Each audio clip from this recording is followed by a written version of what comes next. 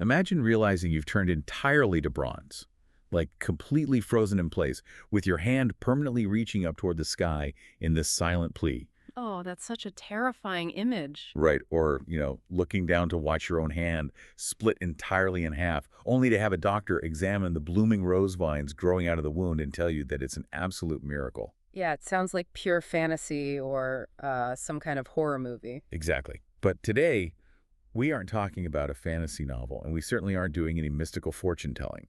We're taking a deep dive into a clinical dream journal that reveals, well, exactly what your brain does when you reach the absolute breaking point limits of psychological burnout. And it is a fascinating look at the vocabulary of the subconscious. I mean, we tend to think of dreams as just random noise. Just the brain taking out the psychological trash at night.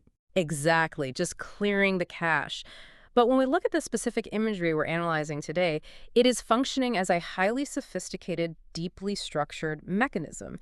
It is literally the mind attempting to process severe emotional exhaustion and analysis paralysis, especially when the conscious brain refuses to acknowledge the reality of the situation. And that is exactly our mission today. We are going to unpack this incredibly cinematic, mystery novel-like story. From navigating a deteriorating dungeon to, of all things, failing to buy gummy candy at a grocery store. Which is such a brilliant contrast, by the way. It really is. And we want to extract the real, actionable psychology behind it. We're looking at how our minds signal burnout, how we inadvertently push people away, and most importantly, the messy, nonlinear reality of how we begin to heal. Yeah, that nonlinear part is huge. So as we walk through these psychological landscapes today, I want you to think about your own unexplained exhaustion Yeah. or the recurring themes in your own life that you might be completely ignoring. Because the overarching theme here is the architecture of denial and intervention. The characters, the bizarre scenarios, and the shifting environments in this dream, they aren't external forces. Right, they're all in the dreamer's head. Exactly. They are all fragmented representations of the dreamer's own psyche. They are the internal mechanisms we all possess, working overtime to communicate a state of absolute crisis. Let's start with where this psychological crisis first manifests, which is a setting that feels deceptively normal, at least at first. Yeah, the dungeon. Right. The narrative begins in a cooperative, almost game-like setting. The dreamer is exploring a dungeon, but they aren't alone. They're actively working with their family and their friends. It feels like a team effort. A completely collaborative environment. But then, without any dramatic monster appearing, without any obvious external conflict or fight, the atmosphere just completely sours. It just shifts. Yeah, the environment shifts into this lonely, isolated space. The dreamer suddenly has no allies, and the air between them and their friends becomes heavy, awkward, and deeply strained. And this initial setting is just a brilliant representation of how mental instability and exhaustion quietly erode our relationships. Quietly being the operative word there. Right, because notice what is absent here. There wasn't a fight. No one yelled. No one actively betrayed anyone. The isolation didn't come from a dramatic, identifiable event. It just kind of seeped in. Exactly. It came from an internal lack of emotional bandwidth that was slowly radiating outward. Okay, but how does that actually work in reality? Like, if I'm just feeling tired or burnt out, why does the room suddenly feel hostile to the people around me? I mean, I haven't done anything to them. Well, you might not have done anything consciously, but human beings are constantly communicating through microexpressions, tone, body language. All the unspoken stuff. Yeah, and when you are operating on empty, when your mental breathing room is completely gone, your nervous system basically shifts into a low-grade state of survival. Whoa, okay. In that state, your social engagement system essentially powers down to conserve energy. Because socializing takes calories, emotionally speaking. Exactly. It requires massive cognitive load to regulate your emotions, to actively listen, to smile, to modulate your tone of voice. Which we don't even realize we're doing when we're healthy. Right. But when you are deeply exhausted, you lose that capacity. So your word choices become just a fraction of an inch sharper. Oh, yeah. Your microexpressions harden into a flat fact. Your responses get shorter. You broadcast impatience and tension without uttering a single hostile word. And the people around you just pick up on it. Immediately. Your friends, your family, your coworkers, their nervous systems pick up on that tension. They feel the environment become unsafe or unwelcoming, and they subconsciously pull back. It's like playing a co-op multiplayer video game. Yeah. How you're running through the level with your squad, communicating, having a good time. Oh, I love this analogy. And then suddenly, your microphone cuts out, the screen gets a little darker, you look at the mini-map, and you realize you are entirely on your own. We're completely cut off. Yet the other players are technically still in the game. They are standing right next to you, but you are completely disconnected from them. You are playing a solo survival game while everyone else is still playing co-op. That analogy hits the nail on the head. You are sharing physical space, but your internal state has built an invisible wall. Right. And what's crucial to understand about this dungeon environment is the issue of projection. What do you mean by projection in this case? Well, when a relationship gets awkward or strained like this, the burnt-out person's first instinct is usually to blame the other people. We think, why are they being so distant? Or why is everyone acting so weird around me lately? Right. We assume they changed the rules of the game. But the reality, which this dream sequence is trying to force the conscious mind to see, is that the isolation started from within. It's a hard pill to swallow. It is. When we are exhausted, our self-awareness is usually the very first cognitive function to go offline. We lose the ability to monitor our own emotional output. So the brain is just trying to send an alert. Exactly. The subconscious is essentially generating this deteriorating dungeon to say, look at what your exhaustion is doing to your world. You are pushing everyone away, and you are entirely oblivious to it. So for anyone listening right now, the question becomes, how often do we blame our partners or our friends for acting distant when really they're just reacting to this stressful, depleted energy we are unknowingly broadcasting? Yeah, we bring the dark cloud into the room, and then we get angry at them for putting on a raincoat. Wow. That's exactly it. But this subtle breakdown in relationships, this awkwardness in the dungeon, that's just the start, isn't it? Psychologically speaking, that is just the warning tremor. That is the first quiet signal that the system is failing. Which brings us to the escalation. Yeah.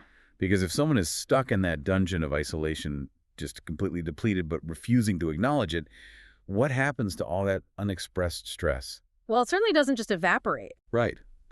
And in this narrative, it takes a very dark, incredibly sudden turn. The dreamer discovers a terrifying fact. They were apparently just about to go on a violent rampage with a sword.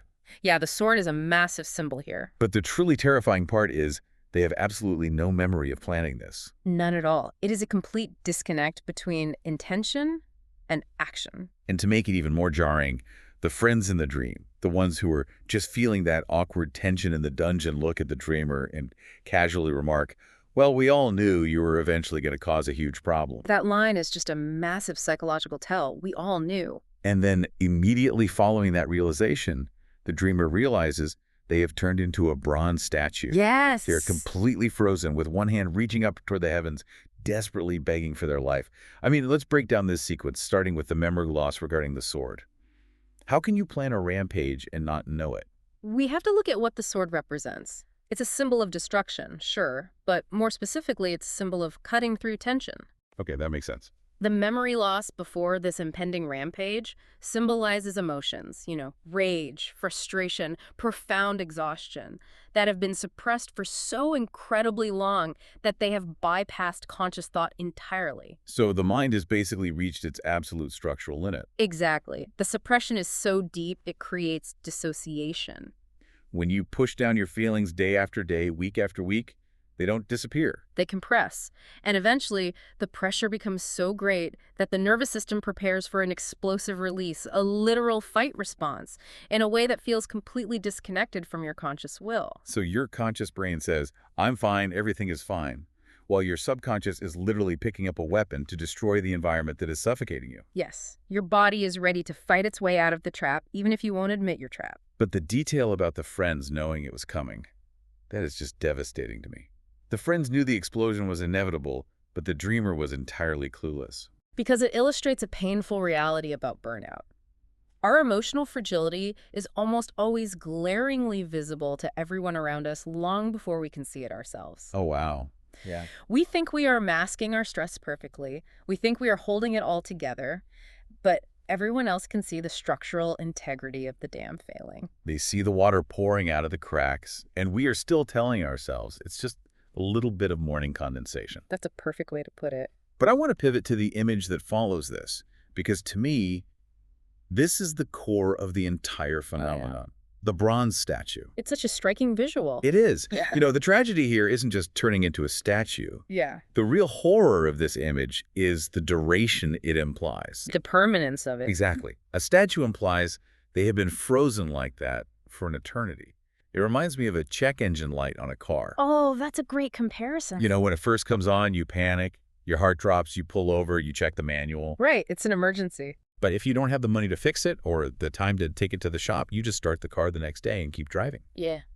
And eventually you get so used to that little glowing orange light that it just becomes a permanent part of the dashboard illumination. You don't even see it anymore. You completely stop seeing it as an emergency and start seeing it as the default state of the vehicle.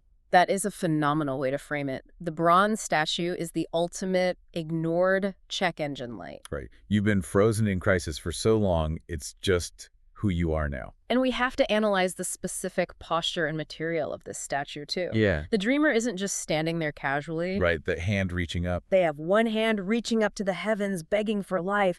It is an incredibly powerful physical manifestation of a nonverbal cry for help. The silent scream. Exactly. It represents a total, paralyzing inability to vocalize pain.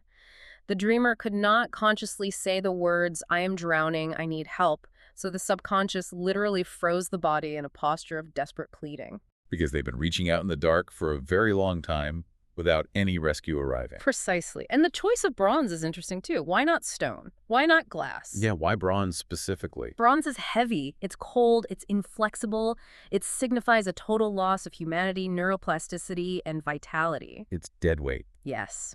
When we are deeply, chronically burnt out, we feel physically heavy. We become cognitively inflexible. We lose our dynamic living qualities and become these rigid monuments to our own endurance. We are just surviving, locked in place, hoping some external force will finally notice our raised hand and pull us out of the metal casing. But here's the paradox.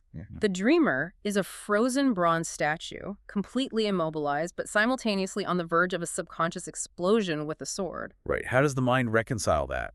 Because you can't stay in that high-pressure, frozen state forever. No, the system will literally tear itself apart. Something has to give. And this is where the narrative introduces a dramatic, violent intervention to break the deadlock. It really escalates here. To stop the impending rampage, to shatter this frozen state, a mysterious man wearing a white mask suddenly appears. And he doesn't sit the dreamer down for a therapy session. No.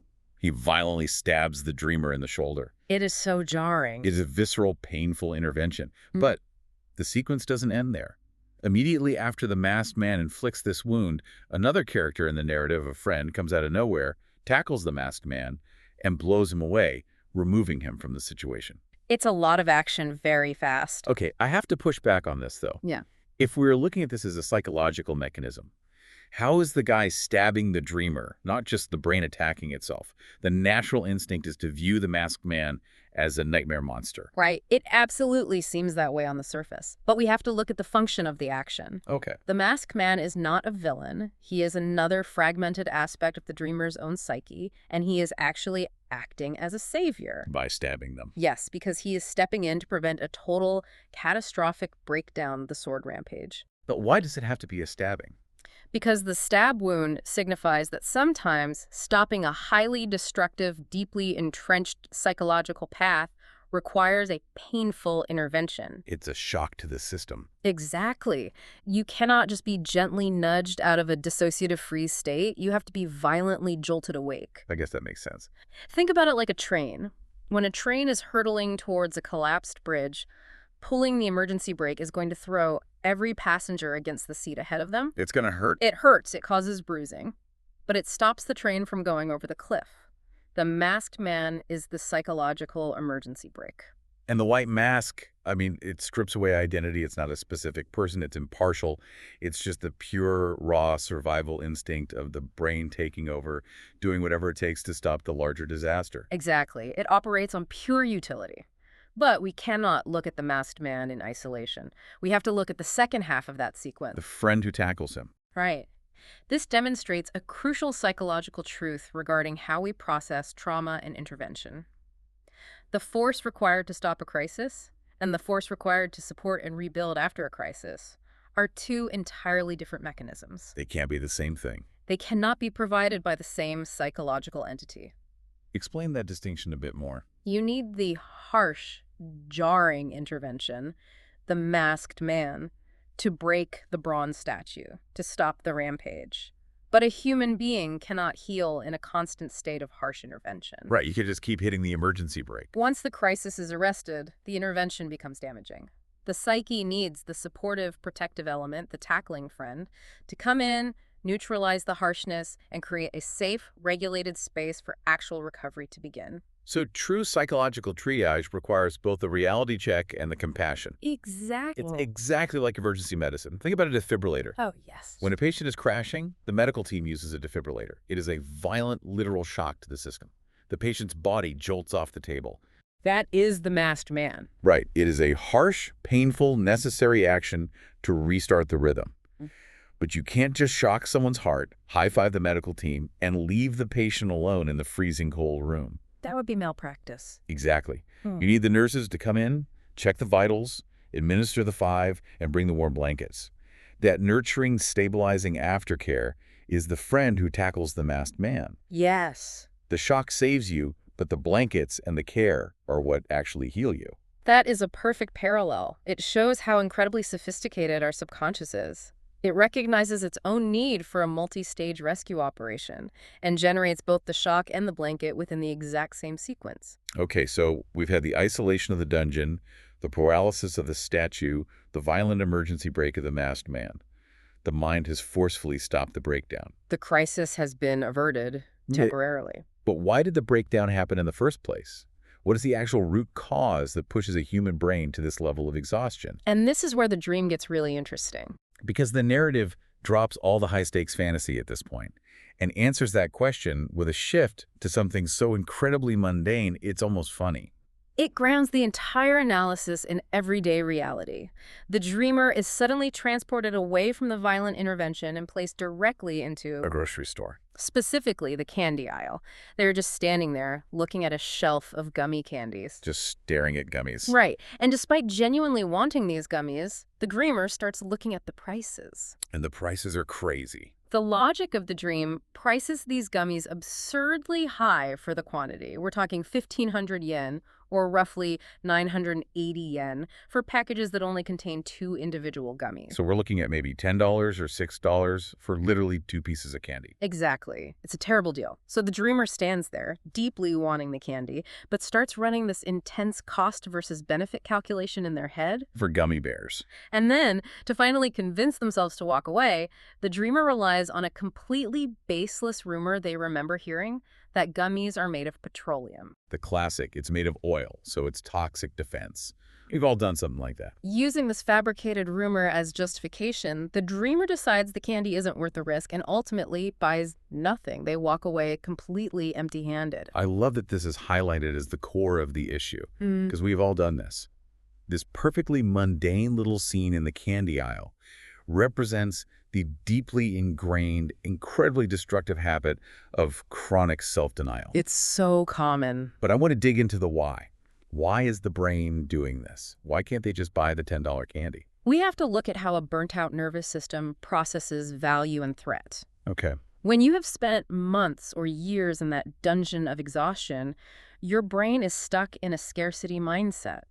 It is operating from a place of intense deficit. It thinks you're starving. Yes. From an evolutionary biology standpoint, when resources are scarce, the brain views any frivolous expenditure of energy or resources as a direct threat to survival. So even though it's just a piece of candy, the brain is treating it like giving away your last gallon of water in the desert. Precisely.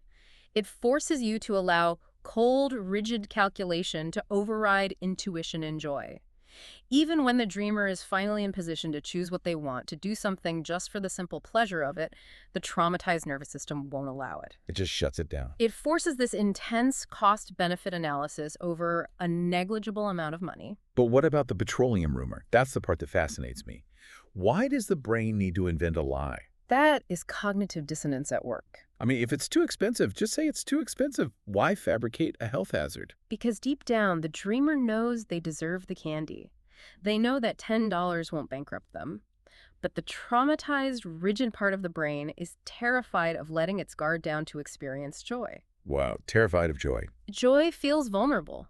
Joy is the opposite of the hypervigilant survival state they've been living in. So, to resolve the conflict between wanting the joy and being terrified of it, the prefrontal cortex invents a logical reason to avoid the danger. It provides cover for the trauma response.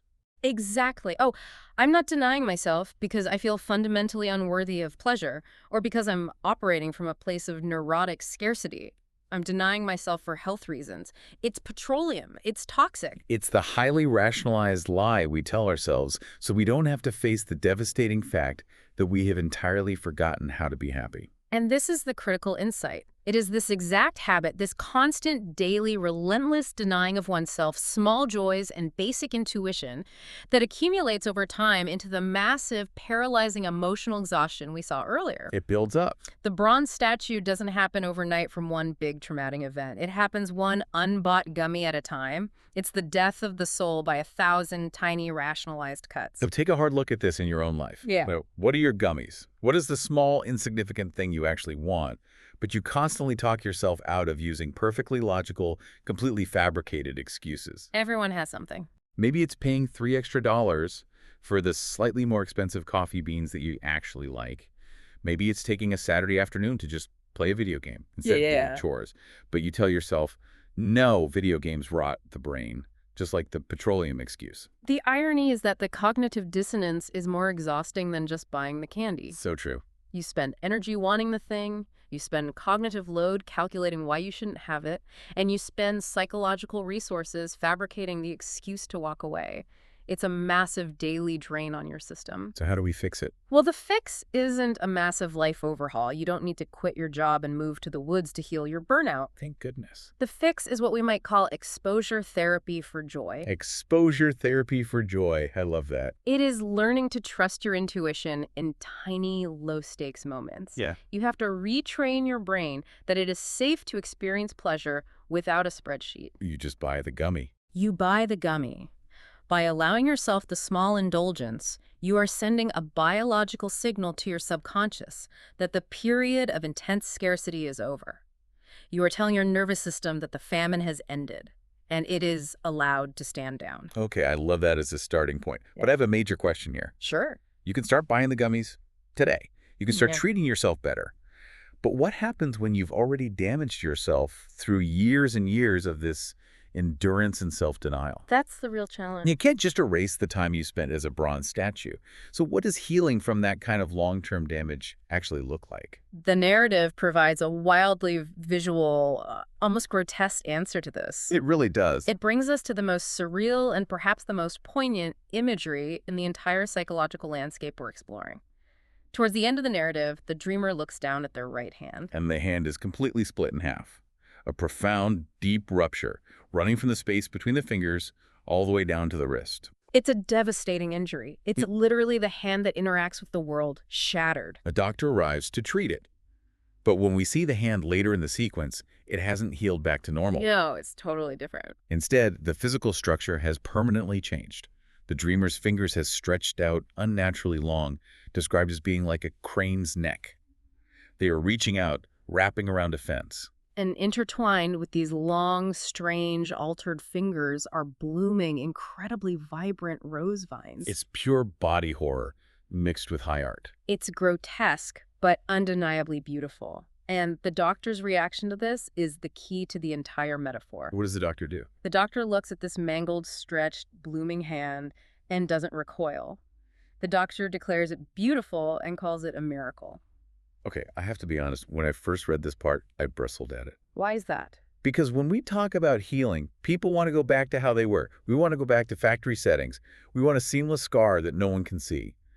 Why is the mind presenting a permanently mangled hand as a miracle? Because the mind understands what society often forgets. True psychological recovery is not a reversion to a past state. Right? We have this cultural myth that healing is a clean subtraction. You just remove the trauma, remove the bad thing, and you are pristine again. But human psychology doesn't work that way. It's not a dry erase board. Exactly. The pain you go through, the years of self-denial and the gummy aisle, the deep, heavy exhaustion of the bronze statue phase, those experiences permanently alter your architecture. They stretch your fingers out. Yes. Trauma permanently alters how you reach for things, how you grasp the world, your agency. The trauma doesn't just disappear. So the doctor's reaction is basically accepting that. The doctor's reaction is crucial because the doctor represents the rational healing aspect of the psyche. Hmm. By calling the mangled, blooming hand beautiful, the psyche is validating the wound rather than trying to erase it. Validation instead of camouflage. Exactly. It signifies radical acceptance. The pain transforms into something new.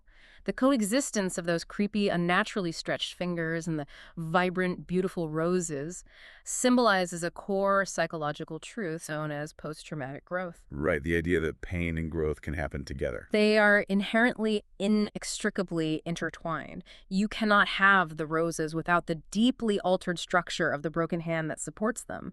The wound becomes the trellis for the new life. It's so reminiscent of the Japanese art of kintsugi, Yes, exactly. where broken pottery is repaired with gold lacquer.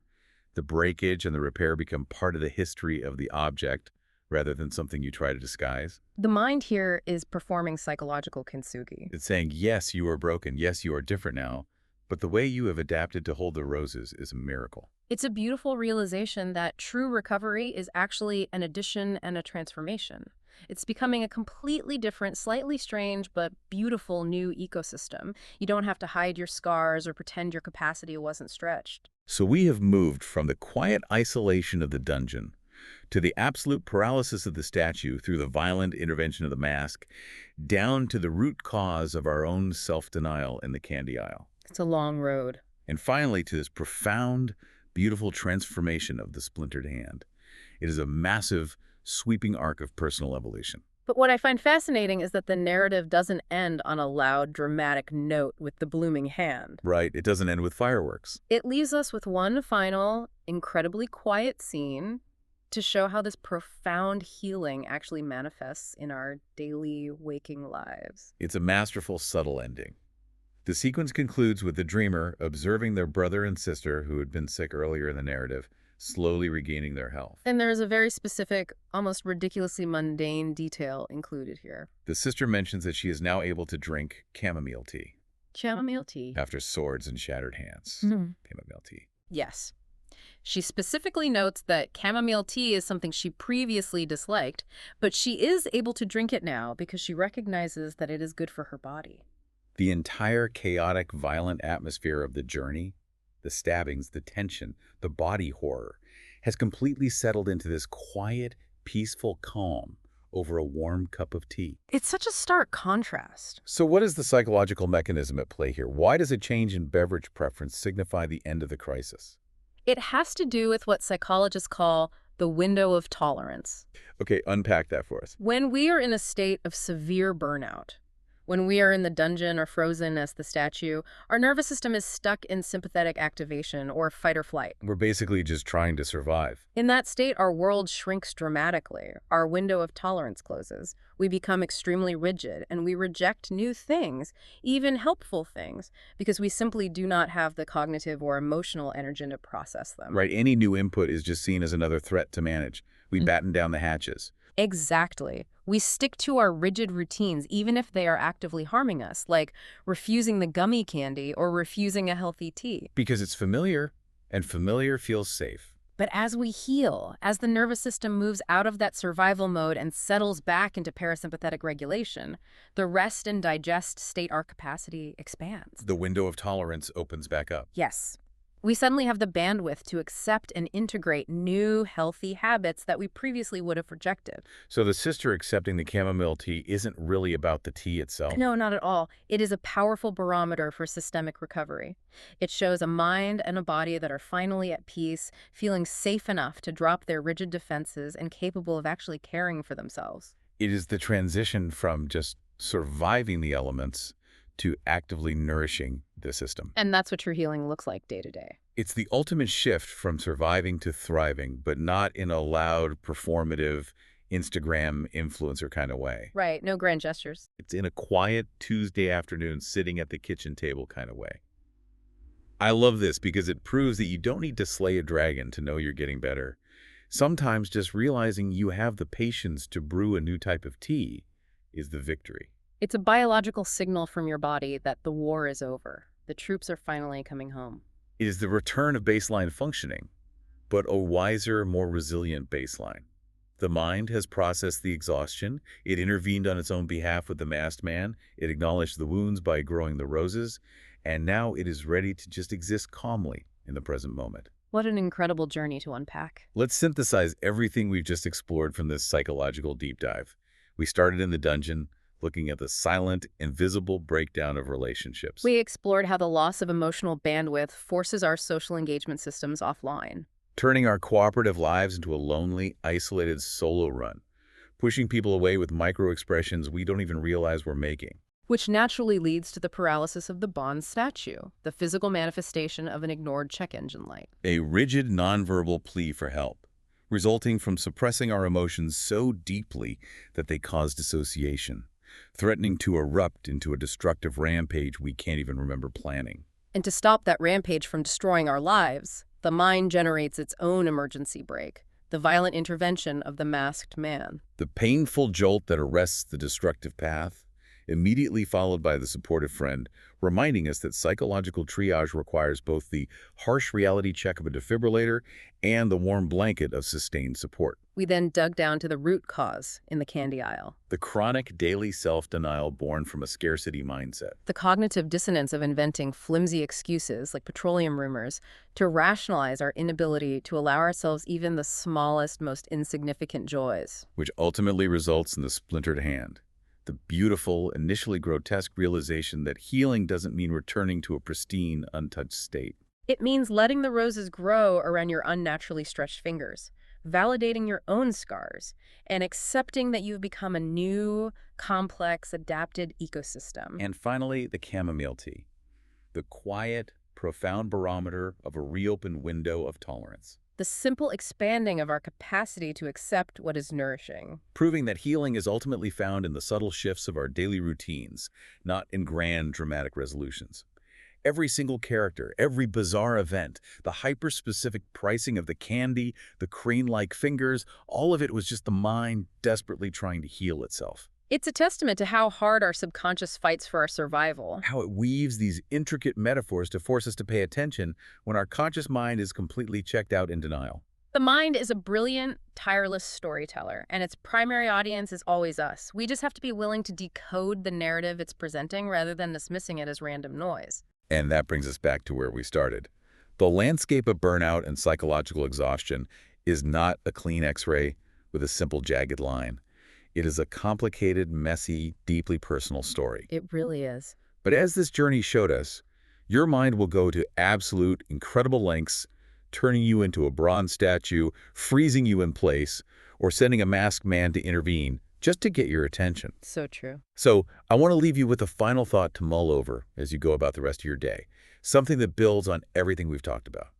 Take a hard, honest look at your daily routines right now. Ask yourself the hard questions. What is the small, everyday equivalent of a gummy that you are denying yourself right now using a perfectly logical, completely fabricated excuse? What joy is your scarcity mindset currently vetoing? Figure out what your petroleum rumor is. Buy the gummy, let the roses grow, and listen to what your mind is telling you before your subconscious has to build a dungeon just to make you pay attention.